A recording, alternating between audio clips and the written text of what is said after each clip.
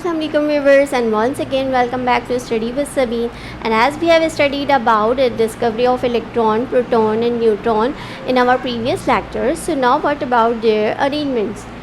Students, electron proton और neutron जो है वो आज तो हमें पता है कि भाई प्रोटॉन और न्यूट्रॉन जो है वो सेंटर में न्यूक्लियस होता है, वहाँ रिसाइड करता है, और इलेक्ट्रॉन जो है वो बाहर ऑर्बिट में जो है वो रिवॉल्व कर रहा होता है. But if we talk about in the earliest in the early of 1900 century, so at that time experiments किए जा रहे थे ये जानने के लिए that how does actually atom look like. इस सिलसिले में स्टूडेंट सबसे पहले जो है वो एटॉमिक मॉडल पेश किया जे थॉमसन ने, और उनका ये जो मॉडल है ये कहलाता है प्लम पुडिंग मॉडल. इसमें उन्होंने ये बात कही कि जो एटम है it is a sphere of positive charge. एक स्फीयर है जो पॉजिटिव चार्जेस से मिलकर बना हुआ है, ठीक है, और इसमें कहीं कहीं रैंडमली जो है वो इलेक्ट्रॉन एम्बेडेड है, रैंडमली कहीं कहीं इलेक्ट्रॉन एम्बेडेड हैं, और ये पूरा जो स्फीयर है it is completely a positive sphere. अब प्लम पुडिंग में भी आप अंडरस्टैंड ना कर पाएँ, लेकिन watermelon you can easily understand कि जो उसका रेड पार्ट है स्फीयर का, जो वाटरमेलन है इट इज़ अ स्फीयर, और उसका जो रेड पार्ट है वो पॉजिटिव चार्ज है, और उसमें कहीं कहीं जो ब्लैक सीड्स लगे हुए हैं they are electron embedded in it. ठीक है, तो ये मॉडल उन्होंने पेश किया. जो with the passage of time different observation सामने आई और ऐसी बातें सामने आई कि जिस तरह के जिससे जो है वो ये मॉडल फेल होने लगा, और आखिरकार इसके फेलियर के बाद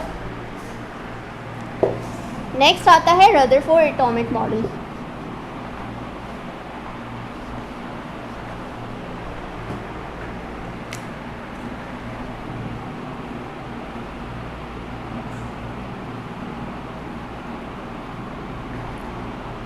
रदरफोर्ड एटॉमिक मॉडल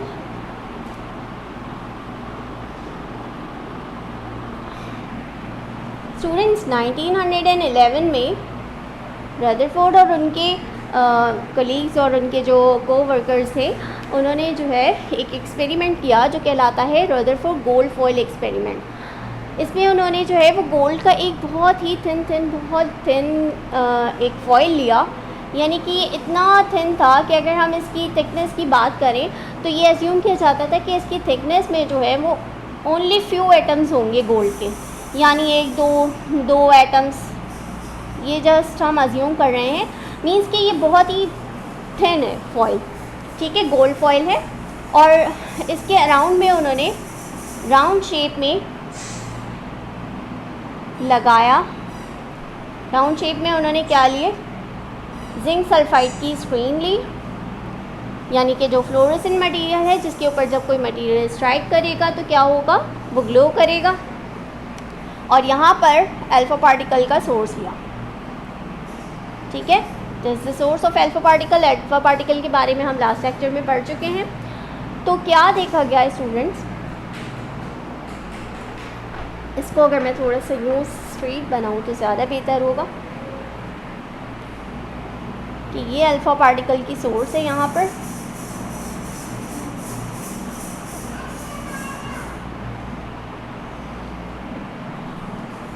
जब यहाँ से अल्फ़ा पार्टिकल को शूट आउट करवाया गया इस सोर्स में से, तो जो ऑब्जर्वेशन सामने आई वो ये हैं, ये अल्फ़ा पार्टिकल्स की बम्बार्डमेंट हो रही है on the thin layer of gold foil.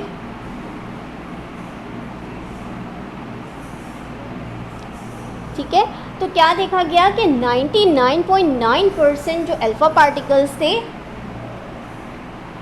They go through out, easily पास हो गए इसमें से, और बिल्कुल स्ट्रेट यहाँ पर वो हिट किए और स्क्रीन को यहाँ से फ्लैश करवाया.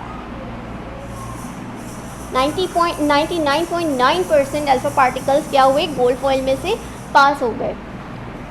कुछ अल्फ़ा पार्टिकल्स जो हैं वो यहाँ से आकर इस तरह डिफ्लेक्ट हुए, ठीक है.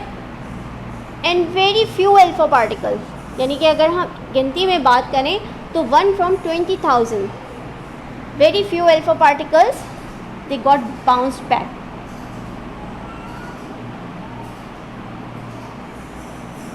ठीक है, जो बाउंस बैक हुए वो बहुत थोड़े अल्फा पार्टिकल्स थे, 99.9% जो है वो यहाँ पर से स्ट्रेट फॉरवर्ड पास हो गए, ठीक है। कुछ जो है वो यहाँ पर इस तरह डेविएट हुए और बहुत थोड़े जो है वो बाउंस बैक हुए at the angle of almost 180 degree, ठीक है। अब इस एक्सपेरिमेंट से जो ऑब्जर्वेशन सामने आई हैं स्टूडेंट्स, इनकी बेसिस पर रदरफोर्ड ने जो है वो कुछ कंक्लूजन्स दिए, और वो कंक्लूजन्स क्या हैं?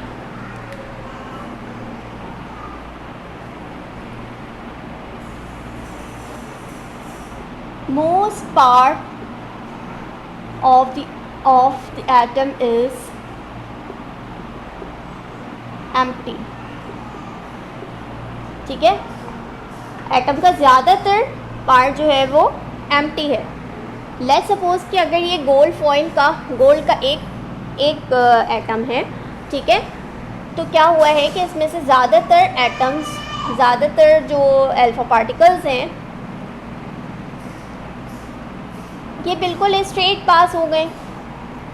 अब इसका मतलब क्या हुआ? इसका मतलब तो ये है कि ये पॉजिटिव स्फीयर से नहीं बना। अगर एटम पॉजिटिव स्फीयर से मिलकर बना होता है तो ये अल्फा पार्टिकल्स भी क्योंकि पॉजिटिव चार्ज कैरी करते हैं तो ये इस तरह से इसके बिल्कुल क्रॉस नहीं करते, इसको इस तरह से पास आउट नहीं हो सकते थे, ठीक है। बल्कि उनको क्या होना चाहिए था, उन्हें दे शुड हैव रिटर्न, लेकिन वो रिटर्न नहीं हुए बल्कि पास आउट हो गए। तो इसलिए उन्होंने क्या कंक्लूजन निकाला कि most of part of the atom is empty. और सेकेंड उन्होंने ये कहा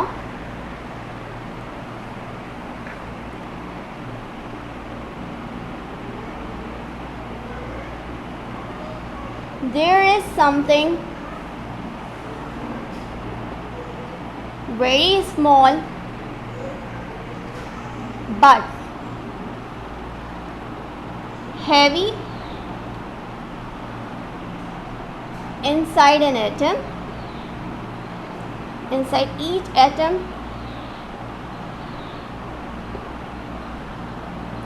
and it carries positive charge। क्या बात कही है उन्होंने कि वैसे एटम जो है वो इसका ज़्यादातर हिस्सा खाली है, लेकिन कुछ जो है एटम के अंदर कुछ बहुत ही छोटा लेकिन हैवी या डेंस कह सकते हैं कोई चीज़ इसके इनसाइड मौजूद है, ठीक है, जो पॉजिटिव चार्ज कैरी करती है, पॉजिटिव चार्ज कैरी करती है। अब ये उन्होंने किस तरह कहा कि स्मॉल कैसे कह सकते हैं, there is something small. Small कैसे कह सकते हैं? क्योंकि वो बहुत ही छोटा क्या कहते हैं हिस्सा है जहाँ से अल्फा पार्टिकल्स बाउंस बैक होकर वापस आ गए, ठीक है। तो ये रीजन बहुत स्मॉल है क्योंकि वेरी फ्यू अल्फा पार्टिकल्स वापस आए हैं ना, तो इसका मतलब कि ये जो रीजन है जहाँ से वो वापस आए हैं पलट कर, वो रीजन बहुत स्मॉल है, ठीक है। और इसके अलावा हैवी क्यों कह सकते हैं? क्योंकि अल्फा पार्टिकल्स जो हैं वो खुद हैवी हैं, उनका मास जो है वो 4 AMU है, और वो अगर बाउंस बैक होकर वापस आते हैं तो इसका मतलब कि ये जो रीजन है ये खुद भी हैवी है। इसके अलावा ये बात कि ये पॉजिटिव चार्ज कैरी करते हैं, ये हम कैसे कह सकते हैं कि फॉर एग्जांपल यहाँ से जो अल्फा पार्टिकल्स इसके करीब से गुजर रहे थे, अल्फा पार्टिकल्स आपको पता है दे कैरी पॉजिटिव चार्ज, तो इसके करीब से जो गुजरे होंगे like charges repel each other, तो उन्होंने उसको पुश अवे कर दिया होगा इस तरह, ठीक है। ये अल्फा पार्टिकल्स आए and they pushed away by the nucleus, और ये हमें बात अब पता है कि ये न्यूक्लियस है, ठीक है। तो इस तरह से क्या हुई, न्यूक्लियस की डिस्कवरी हुई। और ये जो रदरफोर्ड मॉडल है ये क्या, इसको हम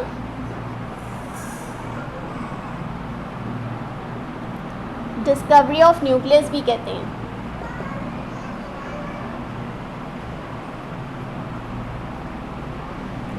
तो इस तरह स्टूडेंट्स जो है वो डिस्कवरी हुई न्यूक्लियस की, और ये जो अजम्पशंस थी, ये ऑब्जर्वेशंस जो थी, इनकी बेसिस पर जो ये हमें पीसेस ऑफ इंफॉर्मेशंस मिली, इससे ये बात कंक्लूड की रदरफोर्ड ने कि भाई मोस्ट पार्ट जो है एटम का वो एम्प्टी है।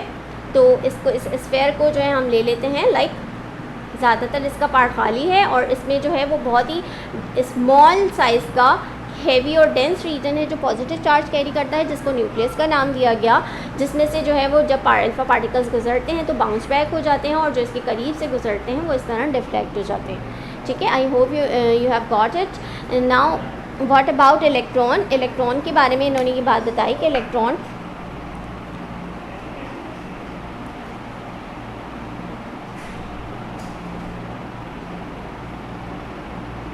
revolve in the orbits around nucleus। अब ये बात कैसे कह सकते हैं स्टूडेंट्स के जो इलेक्ट्रॉन है ये न्यूक्लियस के चारों तरफ जो है वो ऑर्बिट्स में मौजूद हैं और रिवॉल्व कर रहे हैं। ये बात उन्होंने इस तरह कही कि आपको पता है पॉजिटिव चार्ज है न्यूक्लियस, ठीक है, और इलेक्ट्रॉन हमने बताया कि बाहर कहीं मौजूद है, ठीक है, और आपको पता है कि अनलाइक चार्जेस जो हैं वो अट्रैक्ट करते हैं एक दूसरे को। तो क्या होना चाहिए कि ये जो इलेक्ट्रॉन है ये पॉजिटिव चार्ज के अंदर न्यूक्लियस के अंदर फॉल डाउन हो जाना चाहिए और ये जो एटम है इसको डिस्ट्रॉय हो जाना चाहिए, लेकिन ऐसा नहीं होता ना। तो ये जो स्टूडेंट्स ये इन दोनों की फोर्स ऑफ अट्रैक्शन है ना, पॉजिटिव और नेगेटिव चार्जेस की, ये जो इलेक्ट्रोस्टैटिक फोर्स कहलाती है। तो ये जो इलेक्ट्रोस्टैटिक फोर्स है ना, इसको ये किस तरह कंज्यूम करता है, इलेक्ट्रॉन रिवॉल्व होकर, ठीक है। तो ये जो इलेक्ट्रॉन रिवॉल्व हो रहा है ये रिवॉल्व होने के लिए कौन सी फोर्स यूज़ कर रहा है, ये इलेक्ट्रोस्टैटिक फोर्स को कन्वर्ट कर रहा है सर्कुलर मोशन में, ठीक है। तो इस तरह ये रिवॉल्व हो रहा है और ये न्यूक्लियस में फॉल नहीं हो रहा। ये तो बात हो गई इसकी कि भाई ये इलेक्ट्रॉन का मॉडल रदरफोर्ड के मुताबिक क्या है, ठीक है। अब स्टूडेंट्स जैसे कि जाहिर सी बातें जो भी डिस्कवरीज आती हैं फिर उसके बाद उनके वीक पॉइंट्स भी आते हैं, तो रदरफोर्ड एटॉमिक मॉडल के भी वीक पॉइंट्स आए सामने और फिर आहिस्ते आहिस्ते ये मॉडल भी जो है वो फेल हो गया। तो इसके जो वीक पॉइंट्स थे वो भी हम डिस्कस कर लेते हैं।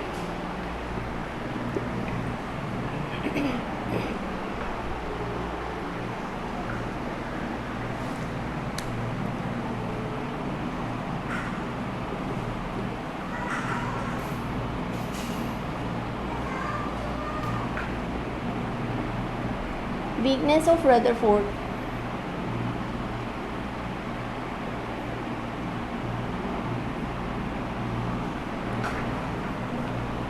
सबसे पहला तो जो पॉइंट था students,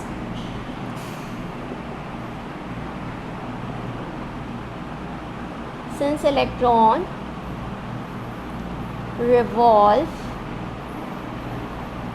constantly in orbits,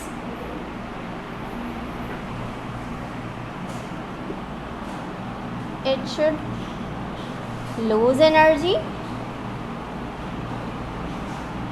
continuously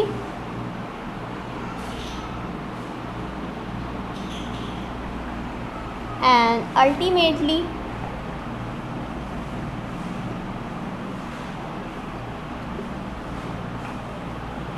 fall into the nucleus।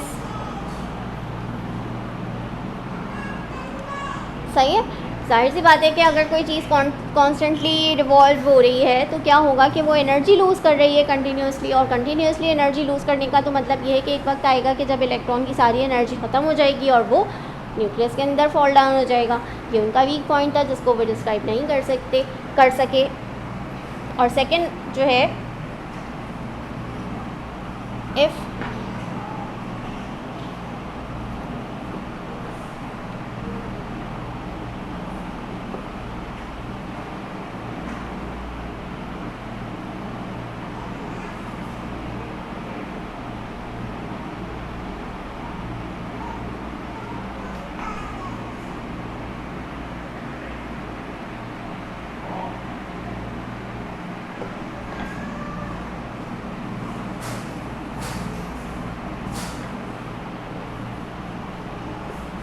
if electron emits energy continuously, there should be a continuous spectrum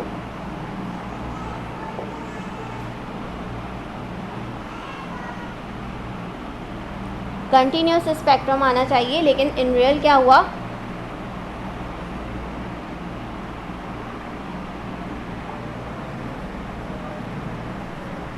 line spectrum.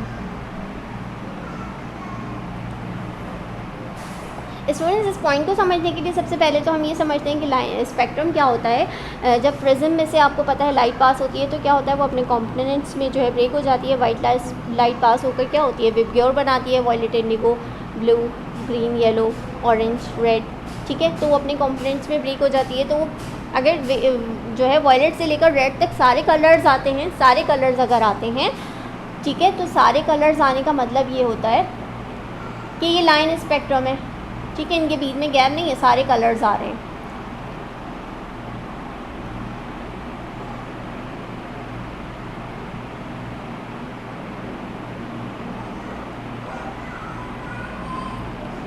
ठीक है, ये हो गया कंटिन्यूस स्पेक्ट्रम। लेकिन अगर और ये लाइन स्पेक्ट्रम में क्या होगा, लाइन स्पेक्ट्रम पहले देख लेते हैं। लाइन स्पेक्ट्रम में क्या होगा कि कुछ कलर्स आए जनाब और कुछ कलर्स नहीं आए। जैसे कि यहाँ वॉयलेट आ गया, यहाँ रेड आ गया, यहाँ जो है वो यहाँ ऑरेंज आ गया, यहाँ येलो आ गया, लेकिन बाकी बीच के कलर्स जो हैं वो गायब हैं। तो ये क्या कहलाता है कि अगर कुछ कलर्स आ रहे हैं और कुछ कलर्स नहीं आ रहे तो ये कहलाता है लाइन स्पेक्ट्रम, ठीक है।